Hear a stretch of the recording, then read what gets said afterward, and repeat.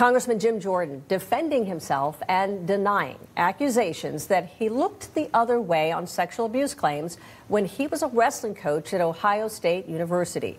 Former OSU wrestlers, they came forward this week accusing Jordan of turning a blind eye when the team doctor allegedly abused them decades ago. So here's what Jordan said. It's false. I mean, I never saw, never heard of, never was told about any type of abuse. Conversations in a locker room are a lot different than people coming up and talking about abuse. No one ever reported any abuse to me. If they had, I would have dealt with it. And what bothers me the most is the guys that are saying this thing, I know they know the truth. I know they do. Joining me now to discuss this, CNN political commentator and former senior advisor to the Trump campaign, Jack Kingston, and Democratic strategist John Summers. So, Jack, I want to start off with you. Thank you very much for both being here on Saturday. What do you make of Jordan's defense here? Because I have heard the accusers and I've also heard his side. Well, I know Jim very well. He's a man of integrity, he's a man of honesty, and I also know that he took on the Speaker of the House from his own home state, and somebody who's willing to take on somebody like that is not afraid to take on anybody. And a doctor who now has been dead 13 years, Jim wouldn't go to bat for this guy if he felt he was guilty. He would not have covered it up 30 years ago when these things allegedly happened. His two accusers have criminal records. They're not very reliable witnesses in my point of view, but I know Jim Jordan well, and I can tell you he would not hesitate to turn something in that was going wrong that he had control over. Jim Jordan just doesn't, he's not that kind of guy. What do you make, and I do want to follow up here, what do you make of those who have accused? You say they have criminal records, but if you see their explanations, their testimony, they seem very credible. They talk about him and they say, Jimmy, that they really liked him, that he was a mentor figure, and that maybe he's just being fed or manipulated by lawyers who are telling him to say this, that they don't really want to impugn him necessarily. Well, let me say this. I also went to Michigan State University, and in the Big Ten right now, there is a shockwave that goes through this. Ohio State has taken this very, very seriously. They've actually hired Hillary Clinton's law firm, the Perkins firm, to investigate this. They have not contacted Jim Jordan themselves. If the allegations were serious at this point, he would have been interviewed. He has not been interviewed. He's not been contacted. DeSabato, who's one of the accusers, had a very lucrative contract with Ohio State University. He lost that contract because he did not handle it well. He's been on a kind of an revenge streak since then. He was actually arrested for telephone harassment in February this year. He's just not a good witness. So, John, I mean, this is what the allies of Jordan are saying here, and some people are looking at the Democrats and say, well, okay, you are defending him. Are you not defending him? Do you have any say in the matter, considering that some Democrats have also been in some hot water, if you will, with scandals of their own, whether it's Senator Al Franken or John Conyers?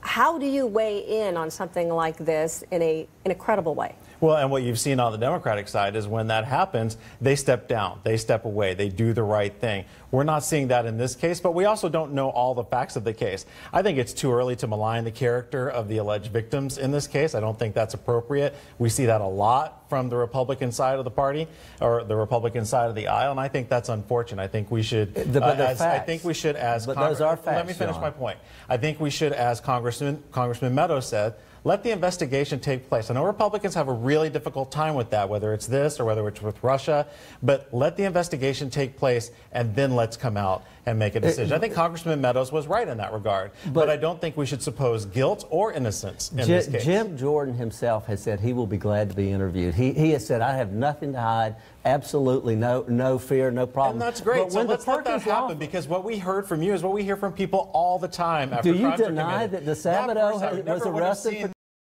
for person? I never would have expected that person to commit that crime. You hear that all the time. Yates has spent 2 years in jail. Do you deny that's a fact? That's not a character assassination. It's odd that this guy was taking showers with students when there was a facility for staff that was separate from it? And shouldn't Jim Jordan actually think that's an unusual situation? Shouldn't he, as the coach, have been asking questions about that? Let me speak to that. If it smells like a duck, if it quacks like a duck, it's probably a duck. Do you deny that DeSabato has a criminal record. I'm and not that, going to yes, malign does. the character. It's not. It's a matter of fact. That's not maligning. I'm not saying that they're bad guys. I'm just saying look at but the he was fact that arrested, so he's certainly he's lost his Let me contract. He has every motive in the world to Let me malign interject Ohio here, State. Jack, do you think that Jim Jordan? Do you think he should go under oath? I mean, he's going to say. I don't think Jim Jordan would have any problem going under oath. I'm telling you, this is a straight arrow. Just think about this a minute, because I know I was a member from Georgia when Newt Gingrich was Speaker, and it would be very difficult to take on the Speaker of the House when you're a member of the home state delegation. But Jim Jordan never hesitated to do that when John Boehner was Speaker. He's a guy who has a set of values, and he doesn't mind speaking the truth and being the lone wolf. He would.